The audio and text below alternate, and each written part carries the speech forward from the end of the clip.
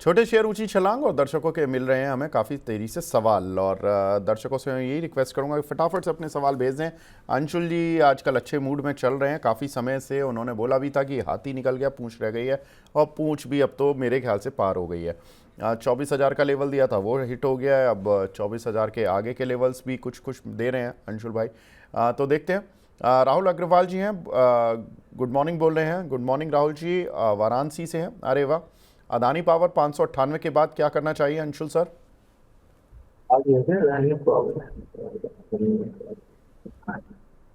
Sir आ तो गया है अभी। जिस हिसाब से आया है, एक 50% प्रॉफिट बुक कर लीजिए, 50% क्वांटिटी को होल्ड कीजिए तो और चलने देते हैं अभी।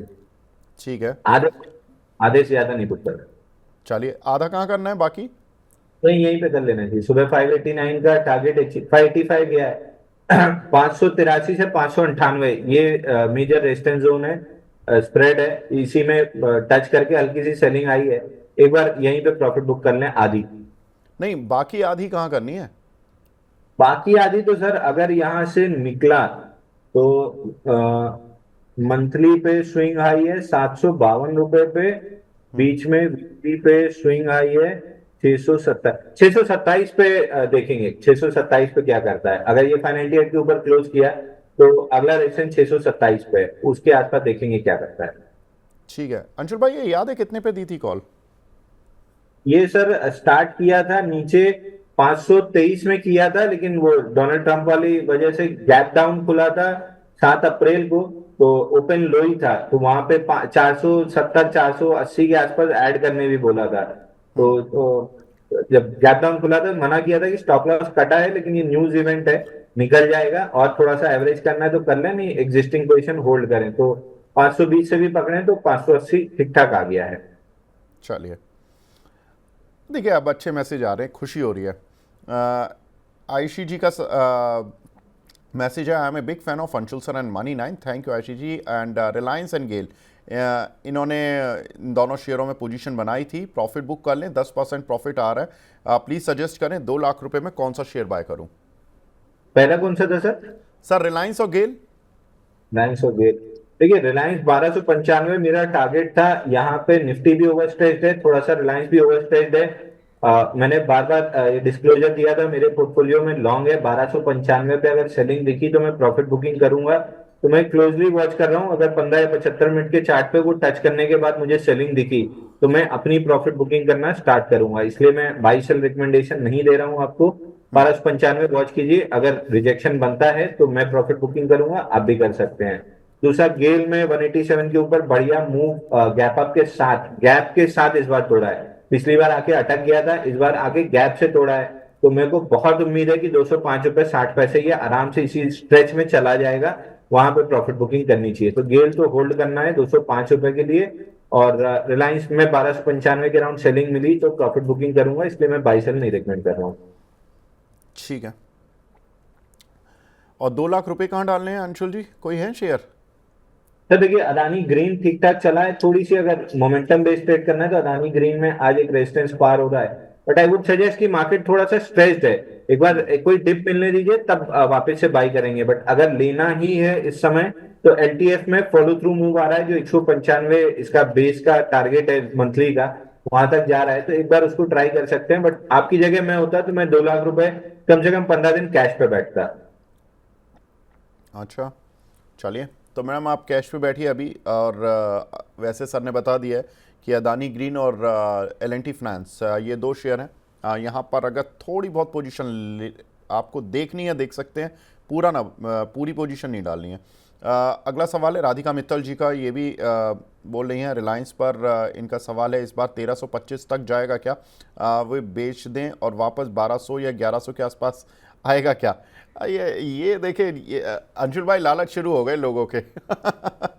अब जब जब चल रहा है तो अब टारगेट की खुशी तो है, लेकिन अब ये भी है कि हमारे हिसाब से चले मार्केट, अब ये जल्दी से फिर नीचे भी आ जाए ताकि हमें सस्ता फिर मिल जाए। खैर, हम सब ह्यूमन हैं, लालच तो आता ही है।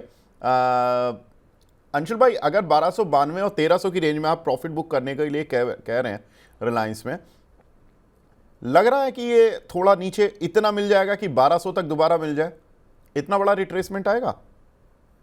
तो देखिए, मैं एक शब्द का हमेशा ध्रुव विरोधी रहा हूं। मुझे लग रहा है अगर इसके पीछे चार्ट की बैकिंग नहीं है, तब तो फिर ये शुद्ध तुक्का है। तो मैं इसलिए हमेशा इसका विरोधी रहता हूं, क्योंकि लोग जनरली इसको यूज कर देते हैं। मतलब क्लाइंट भी फोन करता है, मुझे लग रहा है। अरे भाई, क्यों लग रहा है? चार्ट देखा है, फंडामेंटल कुछ तो देखा होगा? नहीं, बस मुझे लग रहा है। तो इस शब्द को जितना टेक्निकल एनालिसिस वाली कम्युनिटी कम यूज करे, उतना अच्छा होता है। आप देखेंगे कि मैं भी इस वर्ड को बहुत कम यूज करता हूँ। अब 1295 पे अगर सेलिंग बनी, मैं इसलिए बार बार बोल रहा हूं, अगर बनी तो, नहीं बनी तो 1325 तक खिंच जाएगा। अब क्या मार्केट करेगा तो मार्केट ही बताएगा। खुला है, 15-15 मिनट की, हर 15 मिनट में एक कैंडल बन रही है, तो बार बाई बार इसको रिव्यू कर रहे हैं, क्योंकि अब रेजिस्टेंस जोन के पास आ गया है। तो अब बार बाई बार रिव्यू कर रहे हैं। इसके पहले हम आराम से बैठे थे कि आएगा, एक आध दिन ऊपर नीचे हो गया तो कोई फर्क नहीं पड़ेगा। और दूसरी चीज, जो इनका सवाल है, ये सवाल से ज्यादा ऐसा लग रहा है कि सलीम खान की शोले लिख रहे हैं कि अब ठाकुर आएगा, अब ठाकुर के हाथ कटेंगे।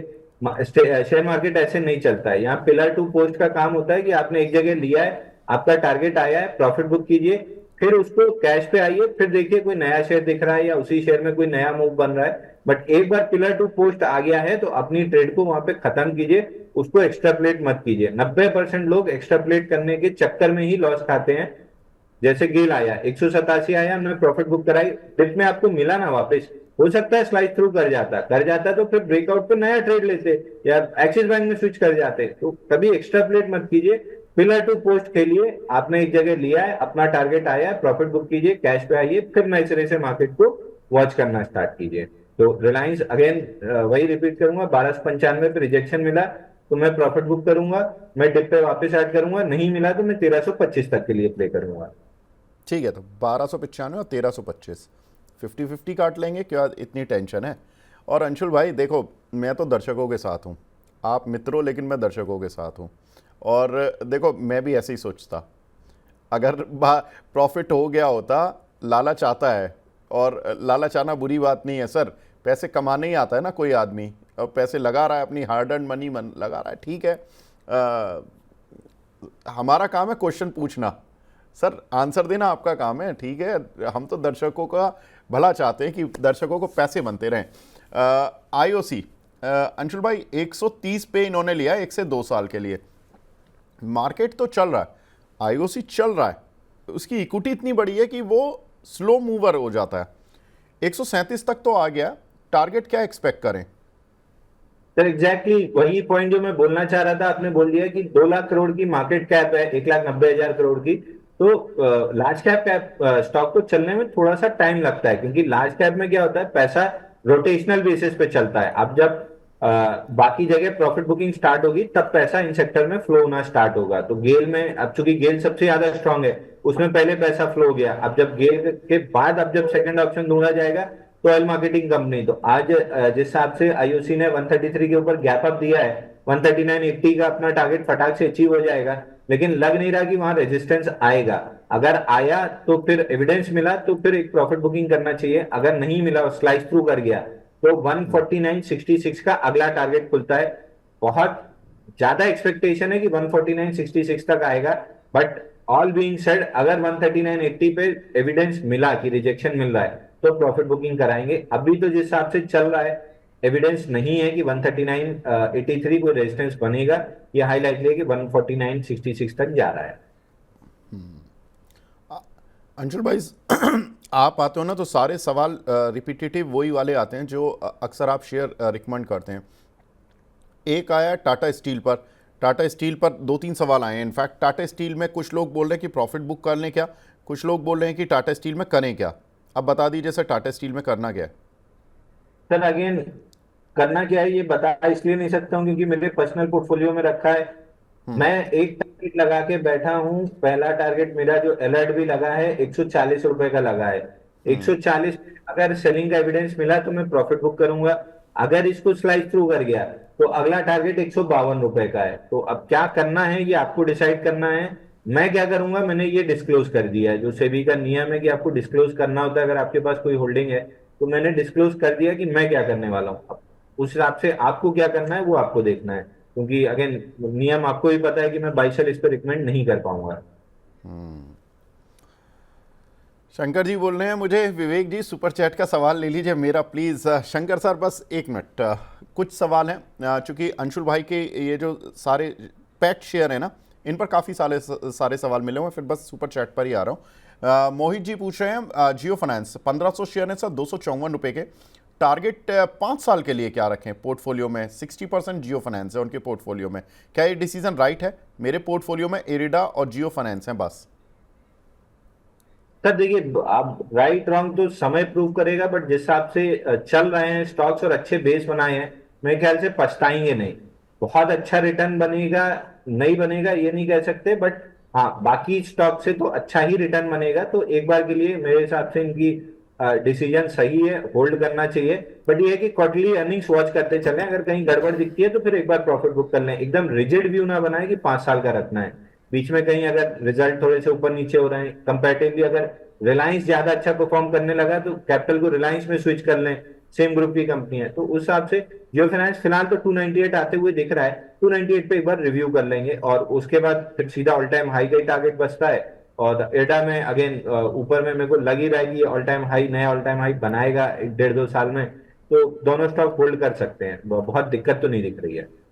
जी चलिए अब सुपर चैट के सवाल लेते हैं, और बढ़िया सवाल क्या है ये तो उत्तर भी है। शंकर जी का सवाल है, बोल रहे हैं सर प्रणाम, अदानी पावर में 14% और गेल में 13% प्रॉफिट है, 12 लाख रुपए के शेयर हैं। अंशुल भाई पैसा बना लिया, 1.5 लाख रुपए तो बन गया आराम से, 1.5-2 लाख रुपए। सर प्रॉफिट बुक के लेवल बता दो, आधा कैपिटल इन दोनों में ही लगा दिया मैंने। अंशुल सर का दिल से आभार इस प्रॉफिट के लिए। शंकर जी पार्टी देनी पड़ेगी। और अंशुल भाई अब बता दीजिए क्या करना है। सर अदानी एनर्जी सॉल्यूशन में थोड़ा बहुत प्रॉफिट बुकिंग कर लेना चाहिए। सर अदानी पावर है, पावर। अदानी पर बुक करना चाहिए सर, आधा आधा प्रॉफिट बुक करना चाहिए। ठीक है। 580 आधा 627 के राउंड देखेंगे। और दूसरा दूसरा इनके पास था गेल। गेल में भी 205 तक रुकना चाहिए, गेल भी 205 आते हुए दिख रहा है। अच्छा तो गेल में अभी प्रॉफिट बुक नहीं करें? नहीं गेल में लग नहीं रहा सर, अभी होल्ड करना चाहिए। अच्छा ठीक है, तो मतलब 13% और बढ़ जाएगा अभी, और 13% का 25 ही हो जाएगा ना अगर 205 आ गया तो बढ़िया है। या 20% तो ही जाएगा, आज 195 आ गया। अगला सवाल है, अदानी पावर पर तो बड़े सवाल आ रहे हैं सुपर चैट पर। विनय कुमार जी बोल रहे हैं 580 आ गया, प्रॉफिट बुक करना है क्या? तो 50% बोल देना अंशुल भाई ने भी। 50% बुक करना चाहिए। ठीक ठीक ठीक। थैंक यू अगला सर। सवाल है सोहेल कालीवाला जी का। Anshul sir I have NSIL 8100 at the rate of 8105, you said it will reach 7500, what to do now? Can I still enter in JSW holding? Please guide on such share whose MV is lesser than book value, market value is lesser than book value।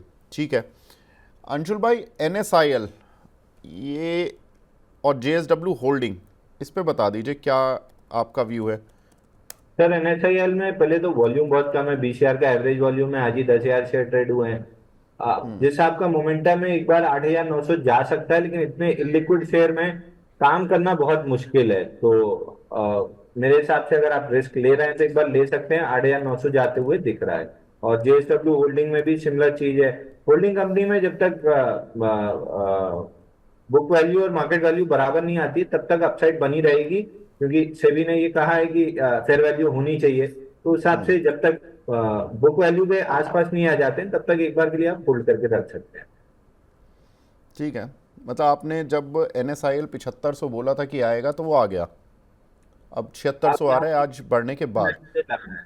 और आपने JSW holding लेने के लिए बोला होगा ना अंशुल भाई? Sir देखिए, वॉल्यूम कम है तो आई एम श्योर मैंने यहाँ खरीदने तो नहीं बोला होगा, क्योंकि 7,000 का एवरेज वॉल्यूम है। जहाँ भी एवरेज वॉल्यूम 50,000 से कम होता है वहां पे मैं ट्रेड ना सजेस्ट करता हूँ ना बोलता हूँ, क्योंकि गिरते समय क्या होगा, माल बेचने का आपको मौका ही नहीं मिलेगा और वॉल्यूम ड्राई अप हो जाता है। बट अगर आपने लिया है तो जब तक बुक वैल्यू में बराबर नहीं आ रहा है एक बार होल्ड कर सकते हैं। बट ये चीज याद रखिए, धीरे धीरे थोड़ा सा पील ऑफ करते रहिए, क्योंकि वॉल्यूम 7,000 का है जेएसडब्ल्यू होल्डिंग में, तो बेचते समय भी आपको वॉल्यूम नहीं मिलेगा। थोड़ा धीरे धीरे करके पील ऑफ कीजिए अगर बड़ी क्वांटिटी है तो। ठीक है। रोहल्ला लद्दाख जी का सवाल है, अदानी विल्मर में फ्रेश एंट्री करना चाहते हैं, ठीक डिसीजन रहेगा क्या अंशुल भाई?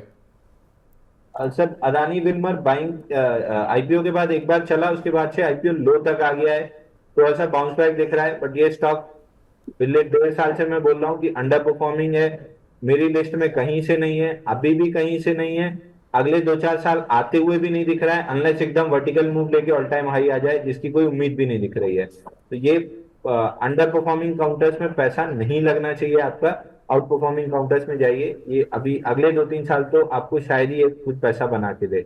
एकदम गलत डिसीजन है, भूल जाइए स्टॉक को।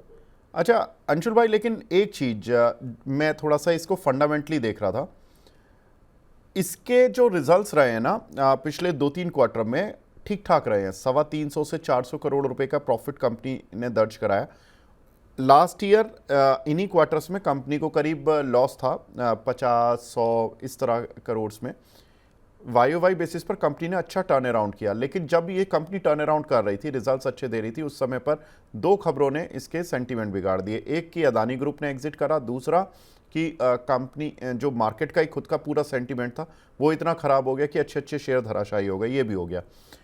अब चूंकि इसके जो Q4 का डेटा है वो भी ठीक ठाक आया, सेल्स का रिजल्ट्स नहीं आए, Q4 डेटा कंपनी ने दिया था वो ठीक था। इनका मार्च में जो पिछले साल प्रॉफिट था वो 156 करोड़ था, और जो दिसंबर में प्रॉफिट था वो 409 करोड़ था। अगर इन्होंने दिसंबर वाला क्वार्टर का भी प्रॉफिट मेंटेन कर लिया तो इनकी जो प्रॉफिट की ग्रोथ होगी वो मोर देन 100% आएगी, अगर इन्होंने मेंटेन कर लिया तो। अगर ये फ्लैश लाइन आती है कि कंपनी का प्रॉफिट 100%, 125% बढ़ गया, तो भी ये काउंटर चार्ट पे वीक ही रहेगा, या ये कुछ एक सर्ज दिखाने की कोशिश करेगा? सर आपके सवाल में ही आपका जवाब है। इतने अगर और मगर लगे हैं कि जब इतने अगर मगर लग जाते हैं तो मैं स्टॉक को छोड़ देता हूं, क्योंकि चार्टिकली भी वीक है। चार्टिकली स्ट्रांग होता है तो एक बार वॉच लिस्ट में रख लेते हैं कि ब्रेकआउट आएगा तो प्ले करेंगे, बट चार्टिकली इतना वीक काउंटर है, लेफ्ट साइड अच्छा। में इतनी ओवरहेड सप्लाई है कि अगर अच्छी न्यूज पे गैप अप कम से कम 30-40% गैप अप दे, मतलब 20-20% के दो बड़े सर्किट लगाए, तब जाके कुछ सप्लाई ऑफसेट होगी। तो अभी तो मैं एक लिस्ट में बहुत मुश्किल है कि स्टॉक आएगा। वीकली का 10-20-50 कंप्लीटली डाउन ट्रेंडिंग है। अच्छा। मंथली 10-20 पकड़ेंगे, कंप्लीटली डाउन ट्रेंडिंग है। तो स्टॉक वॉच लिस्ट में आने से तो बहुत दूर है। ठीक है, तो दूर रहते हैं भाई। अब या तो ये अगर मगर पूरे हो जाएं तभी देखेंगे कि कंपनी किस तरह से परफॉर्म करती है। अशोक मुंजाल जी हैं भारतीय एयरटेल पर, पूछ रहे हैं सर 1730 का लिया है, क्या करना है? तो भारतीय एयरटेल में अगेन मैं बहुत डाउट में था कि ये ब्रेकआउट सस्टेन होगा कि नहीं, क्योंकि बहुत छोटी छोटी कैंडल्स बन रहे थे, बट समहाउ थर्सडे को बड़ी कैंडल बना के इसने अपनी स्ट्रेंथ प्रूव की है। बट 10-20-50 डे मूविंग एवरेज से काफी दूर है स्टॉक, ऑलमोस्ट 10% दूर है। तो यहाँ से या तो साइडवेज जाके मूविंग एवरेज कैचअप करेगा, या पुल बैक लेके मूविंग एवरेज कैच करेगा। पुल बैक ले ले तो ज्यादा अच्छा है, ताकि गैप भी क्लोज हो जाए, वो डर भी खत्म हो जाएगा। बट करंट मार्केट प्राइस से अभी इस जंक्शन पे बाई नहीं बन रहा है। कम से कम 2-3 हफ्ते इसको समय चाहिए चार्ट को पूरी तरीके से डेवलप करने, तो 2-3 हफ्ते रुकना चाहिए स्टॉक में। उसके बाद अगर ठीक ठाक डेवलपमेंट रहा तो फिर बाइंग करेंगे। ठीक है अंशुल भाई, ये रिलायंस ने ना 1295 वाला जो आपका टारगेट है वो पूरा कर दिया, 1296 चल रहा है, क्या लग रहा है अभी कैंडल पर? सर मैं वेट करूंगा, अभी तो टच ही किया, टच एंड गो वाला हाल नहीं। एयरपोर्ट पे उतर के वापस आ जाना अगली फ्लाइट से, घूमना नहीं कहते हैं, तो थोड़ा इसको घूम टहल लेने दीजिए, एक आध दो बीच पे बियर ईयर पी लेने दीजिए, तब देखते हैं कि टिक रहा है कि नहीं टिक रहा है। मंडे को आप मूड में लग रहे हो, चलो कोई बात नहीं। मार्केट अब पहली तेजी में आया है सर, अभी तो रौनक आई है। अच्छा। आप लोग तो बेयर बना दिए थे मेरे को, जबकि मैं परमानेंट बोलूं। सर देखो, मैंने कुछ नहीं बनाया, ये दर्शकों के दिमाग में आया था कि अंशुल सर माल बिकवा देते हैं। मैं तो जब आप माल बिकवा रहे थे और वो डिसीजन सही भी पड़ रहे थे, देखो मेरा तो काम ये है कि दर्शकों को सही राय मिल जाए। अब आप जब बिकवाए जा रहे थे तो लोग थोड़ा डर गए, लोगों को लगा कि मार्केट कहाँ जाएगा, और in fact mid cap small cap पिटा भी, इसमें कोई डाउट नहीं है, इसीलिए आप दर्शकों के चहेते भी बने। अब आपने जब पिछले 1 महीने से ये स्टांस अपनाया कि भाई मैं अब बुल साइड पर हूँ, अब मैं बेयर साइड पर नहीं हूँ, मैं माल काटने में इंटरेस्टेड नहीं हूँ, लेकिन हाँ आपने पॉजिटिव साइड के जो शेयर थे बहुत कम रखे, अपने 8-10 शेयर सेलेक्टेड रखे, वो चले भी। रिलायंस लिया, गेल लिया, टाटा स्टील लिया, अदानी के कुछ शेयर लिए आपने, और IGL YGL ये कुछ एक शेयर लिए, अभी उन्हीं में से एक शेयर और आ गया। नितिन देशवाल जी पूछे L&T फाइनेंस, इसमें क्या करें सर? 154 का लिया हुआ है इन्होंने। सर अगर 154 का लिया है तो 180 195 इस रेंज का वेट करना चाहिए, क्योंकि ये रेंज आती हुई दिख रही है। 180 के पास से देखेंगे, अगर वहां से कुछ सेलिंग एलिंग बनी तो बुक कराएंगे, अगर नहीं बनी तो 195 तक निकल जाएगा। बट मंथली या वीकली पे आप देखेंगे जिस आपका कप एंड हैंडल पैटर्न बना है सिंस लिस्टिंग, इतना बड़ा पैटर्न जब बनता है ब्रेकआउट देता है स्टॉक में, अगर आपको प्रीवियस एग्जांपल्स देखने हैं कि लार्ज कैप में जब इतना महीनों का बेस बनता है, तो आप बजाज फाइनेंस देखिए, बजाज फिनसर्व देखिए, टाइटन देख लीजिए, इस टाइप के काउंटर में जो इतना बड़ा बेस बनता है, तो बहुत ट्रेंड में देख लीजिए, बड़ा बेस बना के जब ब्रेकआउट आया एकदम से स्टॉक तीन गुना दुगना तिगुना हो गया, तो उस टाइप का मूव डेवलप हो रहा है। बट वो तब वर्कआउट होगा जब 195 के ऊपर ब्रेकआउट टिकेगा, वहां तक जाते हुए जरूर दिख रहा है। एक हमारी दर्शक हैं भावना शर्मा जी, रेगुलर व्यूअर हैं, वो पूछेंगे टाटा स्टील में प्रॉफिट बुक कर लें क्या? प्रॉफिट अभी ज़्यादा हुआ ही नहीं है, वैसे तो आपने बता दिया इस पर कि अभी आपके पोर्टफोलियो में है, लेकिन अंशुल भाई कोई लेवल तो बता दीजिए कि जहां पर अगर आप उस दिन नहीं आए हमारे शो में तो किस लेवल को दर्शकों को ध्यान में रखना है? 140 पे खड़ा है सर, यहाँ से अगर सेलिंग आनी होगी तो अगले 1 घंटे 1.5 घंटे में समझ में आ जाएगा कि सेलिंग आ रही है या नहीं आ रही। तो अगला 1 1.5 घंटा अगर 140 के आसपास टिका रह गया तो फिर 152 तक जा सकता है। अगर यहाँ से सेलिंग आ गई और नीचे में करीब 138 रुपए, अब ट्रेलिंग स्टॉप लॉस अगर किसी को लगाना है तो 138 का लगा सकता है। अगर 138 निकला तो वहां पे एग्जिट बनेगा, नहीं निकला तो 152 तक जा सकता है। तो किसी को लगाना ही है तो ट्रेलिंग स्टॉप लॉस 138 लगा सकते हैं। जिस आपका स्ट्रक्चर है, एक बार मैं 1 1.5 घंटा तो कम से कम वेट एंड वॉच के मूड में रहूंगा। चलिए बढ़िया, तो 138 का एक छोटा सा स्टॉप लॉस लगा लीजिए, अगर कटा तो ठीक, नहीं तो 152 का वेट करिए। अब तो ऊपर के टारगेट ले रहे हैं ना हम लोग, ये अच्छी बात है। दीपक सिंह जी पूछें, जम्मू एंड कश्मीर बैंक 110 रुपए के 1000 शेयर लिए हुए हैं सर, क्या करें? 110 ही रुपए तक आते हुए दिख रहा है sir, Jammu and Kashmir bank में बाउंस बैक है, 110 रुपए तक आते हुए दिख रहा है। उसके ऊपर निकलेगा नहीं, ये वहां जाके डिसाइड करेंगे वहां क्या प्राइस एक्शन बनता है। बट फिलहाल 110 रुपए आते हुए दिख रहा है, बल्कि टेस्ट कर भी लिया है। हाँ, 110 टेस्ट भी कर लिया है। 110 के ऊपर यहाँ से अगर टिका, फिलहाल तो सेलिंग आ रही है इस काउंटर में। 1 1.5 घंटा या आज की क्लोजिंग देख लीजिए, अगर आज 110 के ऊपर क्लोज किया तो फिर अगला टारगेट खुलेगा 121 रुपए 30 पैसे का। तो आज का क्लोजिंग वॉच कीजिए, अगर 110 के ऊपर क्लोजिंग आती है तो 121 रुपए का टारगेट खुल जाएगा। ठीक है, बहुत सारे सवाल फिर सुपर चैट पर आ गए हैं। दीपक सिंह जी, अरे दीपक सिंह जी ने ही तो ये सवाल भेज दिया, सुपर चैट पर भी भेज दिया उन्होंने। चलिए दीपक जी, आपका एक सवाल तो हो गया, दूसरा सवाल और ले लेता हूँ। पावर ग्रिड पर सर इन्होंने 1000 शेयर 319 रुपए के लिए हुए हैं, क्या करें? पावर ग्रिड सर, हम्म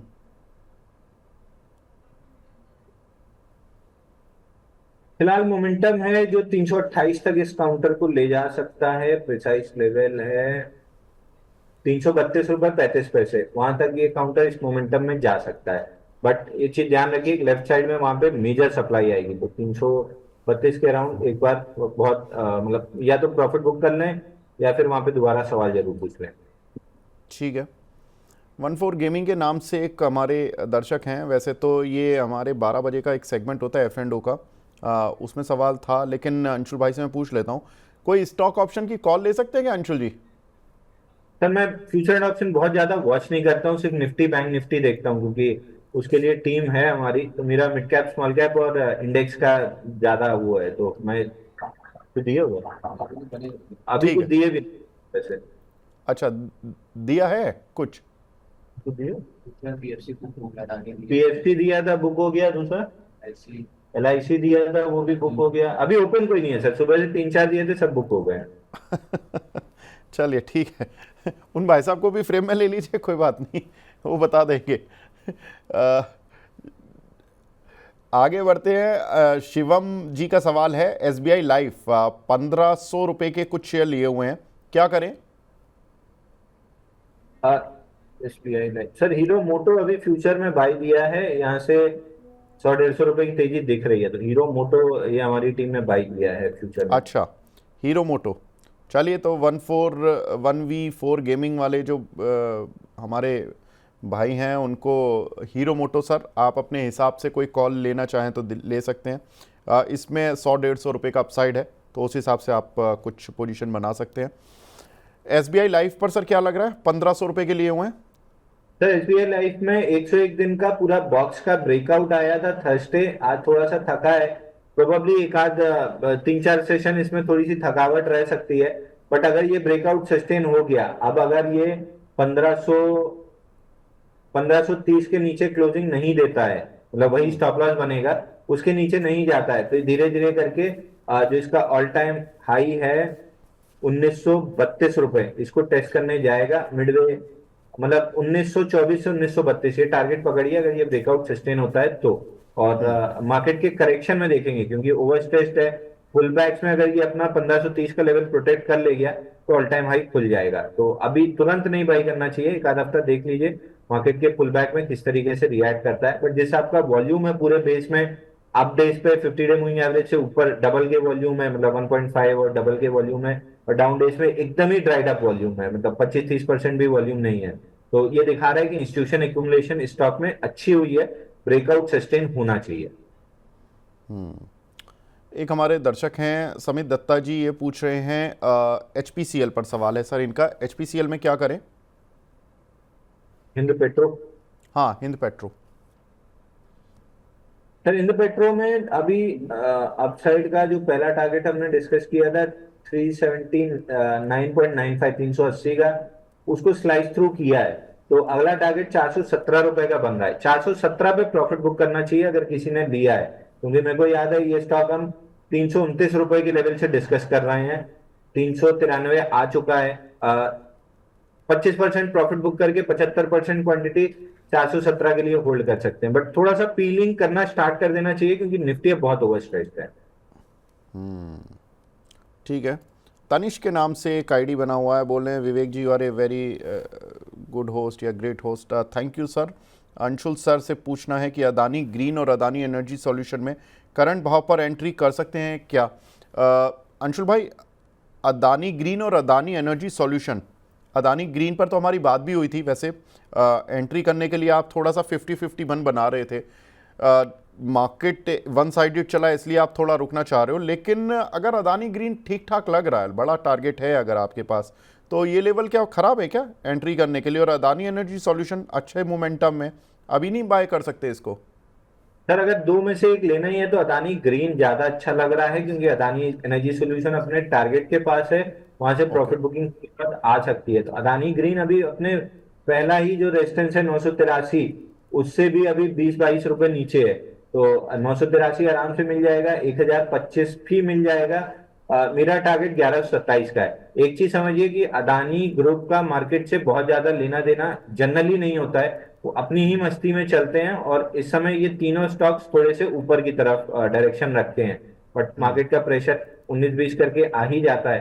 तो मैं उस डायरेक्शन में बात कर रहा था कि अगर निफ्टी में प्रॉफिट बुकिंग आई तो थोड़ा सा ये स्टॉक भी थकेंगे, बट अगर निफ्टी साइडवेज चली गई, नीचे नहीं आई, sideways consolidation time wise consolidate की, तो इनका मोमेंटम इनको 1127 तक आराम से ले जाएगा।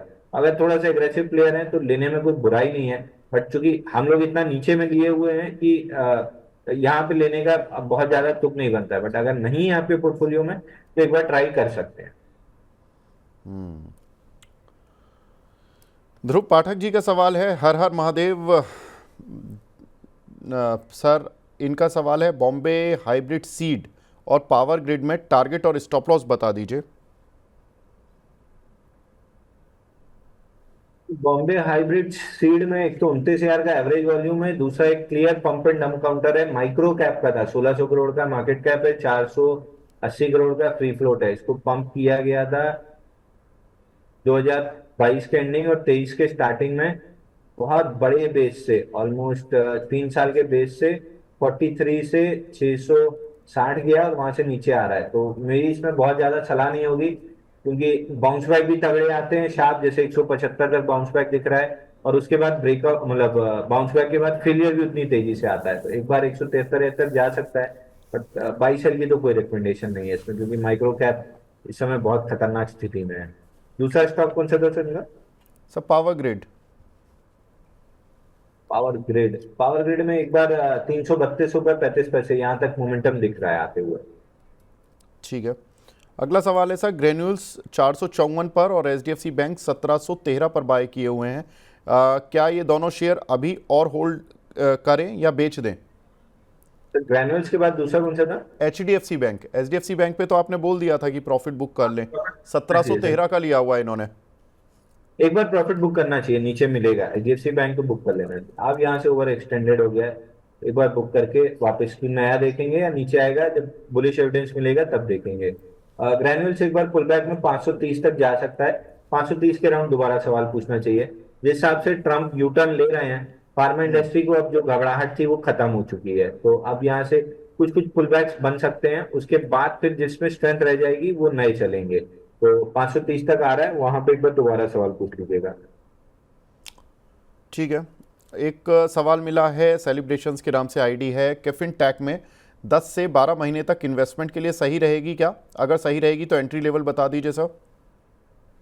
कल एंट्री 3 दिन पहले 1062 पे था, उसका टारगेट 1232 है। 1232 के ऊपर फिर अगर निकला तो फिर नए टारगेट देंगे, बट 1232 जाते हुए दिख रहा है। और 1-1.5 साल के हिसाब से मेरे को अच्छा नहीं लग रहा है। 1-1.5 साल के हिसाब से आपको रहना है तो बेटर है कि अदानी ग्रुप में अदानी ग्रीन लेके छोड़ दीजिए। 1-1.5 साल में ठीक ठाक आपको अच्छा खासा रिटर्न दे देगा, ये स्टॉक नहीं लग रहा है। ठीक है। साईं प्रवीण जी हमारे रेगुलर व्यूअर हैं, ये टाटा टैक पर पूछ रहे हैं सर, 500 शेयर हैं इनके पास 612 के, क्या करें? टाटा टेक बोला ना सर? जी। तो टाटा टेक लास्ट वीक हमने डिस्कस भी किया था कि वीकली पे बढ़िया बुलिश मारूबुजो बना है before last week. Follow through move मिलना चाहिए, 50 डे मूविंग एवरेज 702 और स्विंग हाई 728, तो 702 728 की रेंज आ रहा है। ये रेंज अगर ऊपर निकलती है, इस रेंज के ऊपर निकलता है तो फिर 50% पूरे फॉल का आता है 1000। तो ये दो टारगेट है मेरे। बड़े टारगेट के लिए तब प्ले कीजिए जब 728 निकल जाए, मतलब यहां से 1000 रुपए के लिए प्ले नहीं करना है। बिफोर लास्ट वीक जो हमने बाई रिकमेंड किया था 600 के आसपास, मतलब बाई डिस्कस किया था, रिकमेंड नहीं किया था, 600 के आसपास, वहां से टारगेट 700 728 ये रेंज है। जब 728 के ऊपर बंद हो जाएगा तब इस स्टॉक में स्ट्रेंथ आना स्टार्ट होगी, बड़ी पोजीशन तब बाई करना स्टार्ट करना चाहिए। 728 के ऊपर 1000 रुपए का टारगेट मिलेगा। ठीक है। एक हमारे दर्शक हैं कमलेश जी, ये पूछ रहे हैं टाटा स्टील में सर 150 का लिया था मैंने, अभी 139-40 आ गया, इसको निकाल कर जियो फाइनेंस ले लूं क्या? ले लेना चाहिए सर। इसको निकाल के? एक सेकंड सर, एक बार रिपीट कर दीजिए स्टॉक। सर टाटा स्टील 150 रुपये का लिया, अब उसमें 10 रुपये नीचे है, तो ये पूछ रहे हैं कि सर इसको निकाल के जियो फाइनेंस ले लूं क्या? जियो फाइनेंस में नया पैसा डाल दीजिए, टाटा स्टील को ऐसे एज इट इज छोड़ दीजिए। नया पैसा पड़ा हो तो जियो फाइनेंस में डाल लीजिए, नहीं है तो शांति से आराम से इसको होल्ड करते रहिए। ठीक है। बहुत सारे सुपर चैट हो गए आज भी अंशुल भाई, क्या करें? कराइए, हम तो खाली बैठे हैं। नहीं नहीं बिल्कुल, आई नो। जीएमएम फॉडलर नरेश कुमार जी का सवाल है, इसको बाय कर सकते हैं क्या लॉन्ग टर्म के लिए? नहीं सर, लॉन्ग टर्म के लिए तो पोर्टफोलियो में कतई नहीं होना चाहिए, क्योंकि बाइंग क्लाइमेक्स किया था इसने 2021 में, अगस्त 2020 में 2200 का। उसके बाद से वो एक ही रेंज में है, मतलब नीचे बाइंग क्लाइमेक्स के टारगेट भी कंप्लीट किए, 50% गिरा भी, उसके बाद से रेंज में है। 21 से 25 आ गया, कुछ नहीं किया है, शायद 2030 तक भी कुछ ना करे, तो पोर्टफोलियो में नहीं होना चाहिए। एक आध बाउंस बैक प्ले करना है, जो कि नहीं करना चाहिए, बट अगर करना ही है तो 1208 तक के लिए प्ले कर सकते हैं। मेरी तरफ से बिल्कुल भी सलाह नहीं है, मैं बिल्कुल नहीं करता इसको। ठीक है। आशीष तनवर जी का सवाल है, एसआरएफ 2950 पर बाय किया हुआ है ऑन 3 फरवरी, अभी प्लीज स्टॉप लॉस और टारगेट बता दीजिए। सर एक बार स्टॉक का नाम रिपीट कर रही एसआरएफ।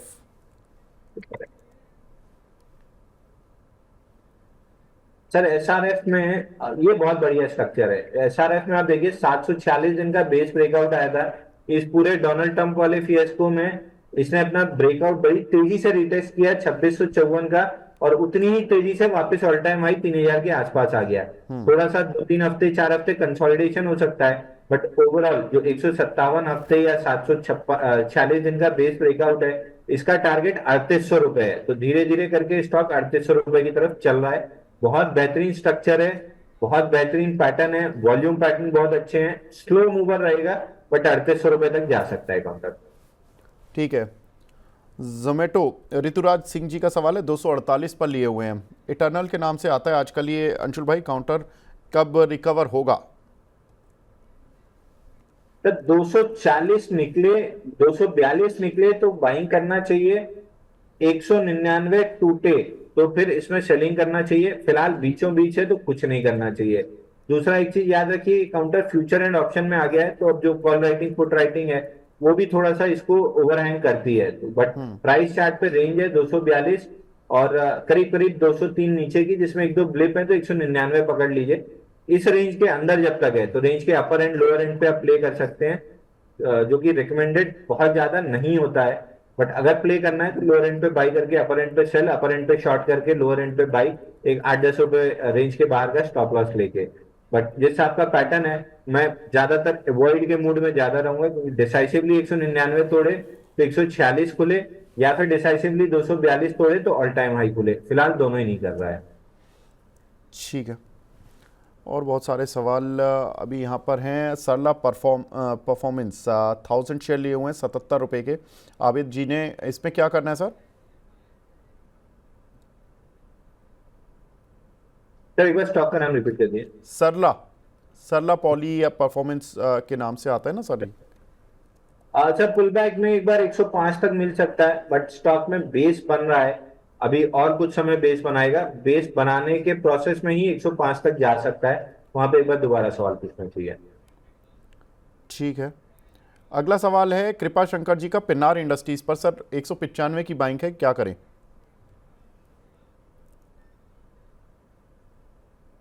करना चाहिए सर, ये स्टॉक आपको एक बार 220-225 तक के रेंज दिखा सकता है। ठीक लग रहा है, वॉल्यूम थोड़ा सा मिसिंग है, बट कई बार वॉल्यूम ब्रेकआउट के बाद, जैसे भारती में हुआ, ब्रेकआउट के 2-3 दिन बाद वॉल्यूम और पैटर्न कैचअप किया, तो स्टॉक में जैसे 195 निकलेगा, वॉल्यूम भी डेवलप होना स्टार्ट होगा। पैटर्न अच्छा बना हुआ है, रिजल्ट भी ठीक ठाक आ रहे हैं। प्रिया जी का सवाल है, टाटा एलेक्साई, ये 7445 के लिए हुए हैं, इन्होंने होल्ड करें या सेल? आज अंशुल भाई इसने रिजल्ट्स के बाद अच्छा बाउंस बैक दिखाया है टाटा एलेक्साई ने, क्या करना है इसमें? सर इस पे सुबह एक न्यूज़पेपर में आर्टिकल भी मैंने लिख के दिया है 5742 के टारगेट के साथ, तो मेरे को 5742 आते हुए दिख रहा है। अगर 5742 निकाला तो लोअर हाई लोअर लो का जो स्ट्रक्चर है उसको रिवर्स करेगा, और पूरी जो पिछले 32 हफ्ते में 48% की फॉल है, उसका 50% रिट्रेसमेंट 6850 पे है। तो अगर 5750 निकला तो 6850 की तरफ बढ़ेगा, अगर नहीं निकला तो वहां पे आके अटक जाएगा। बट 5742 तो आते हुए दिख रहा है। आज हिसाब का 550% अभी तक वॉल्यूम हो चुका है, क्लोज होते होते शायद 700-800% हो जाएगा। तो 5742 तो दिख रहा है, आ रहा है, उसके ऊपर अगर टिक गया तो फिर 6850 तक के टारगेट मिल जाएंगे। एक हमारे दर्शक हैं राहुल उपाध्याय जी, ये पूछें बजाज हाउसिंग फाइनेंस, इन्होंने 119 का लिया हुआ है, बुक करें या होल्ड करें? 23 तारीख को इसके रिजल्ट्स आ रहे हैं, ऑफ कोर्स हमारी रिजल्ट इसमें था भी ये। अंशुल भाई कैसे देख रहे हैं इसको, क्योंकि इसके मैं पिछले 2 क्वार्टर के रिजल्ट देख रहा था, तो कंपनी ने 550 करोड़ का प्रॉफिट दर्ज कराया। अगर मैं इसको वाई बेसिस पर भी देखूं मार्च से, तो पिछले साल मार्च में इसका 380 करोड़ का प्रॉफिट था। अगर 550 करोड़ का भी प्रॉफिट दिखा देती है इस क्वार्टर में कंपनी, जैसा कि हमने बैंकिंग कंपनियों में देखा भी कि नतीजे ठीक ठाक आए हैं, ये काउंटर चल पाएगा? सर बॉक्स का ब्रेकआउट दिया है, 125 का रेजिस्टेंस निकाला है, तो 147.70 का लॉजिकल टारगेट बनता है। 147.70 पे फिर रिव्यू करेंगे। बट अगेन मैं रिपीट करूं, जिस हिसाब का इसने स्ट्रक्चर बनाया है, ये 147 के पास बेस का अपर एंड है, वहां पे कुछ कंसोलिडेट करेगा। बट जैसा बेस मेरे को चाहिए होता है स्टॉक में, आईपीओ बेस, वैसा ये स्टॉक परफेक्टली बना रहा है। तो 147 के पास रिव्यू करेंगे, बहुत जल्दी नहीं करनी चाहिए सेल करने की। काफ़ी सारे दर्शक ये पूछे सर अदानी ग्रीन की एंट्री और एग्जिट लेवल और बता दीजिए। एंट्री लेवल तो आप थोड़ा सा मतलब उसमें बता रहे कि चलो लेना है ले लो लॉन्ग टर्म के लिए, लेकिन एग्जिट लेवल क्या होंगे सर? देखिए आइडियल एंट्री 880 882 के पास थी, यहाँ पे भी करना है अदानी ग्रीन तो कर सकते हैं। 1025 पहला रेजिस्टेंस है, वहां पे अगर रेजिस्टेंस मिला तो प्रॉफिट बुकिंग करेंगे। अगर उसको स्लाइस थ्रू करते हुए निकल गया तो 1127 ये मेरा टारगेट है इस पूरे मूव का। मतलब 1125 और 1025 ये दो ले लेना मोटा मोटा, हाँ, एक 100 रुपये हजार का। पच्चीस ये दो टारगेट पकड़ लीजिए। ठीक है, ठीक है।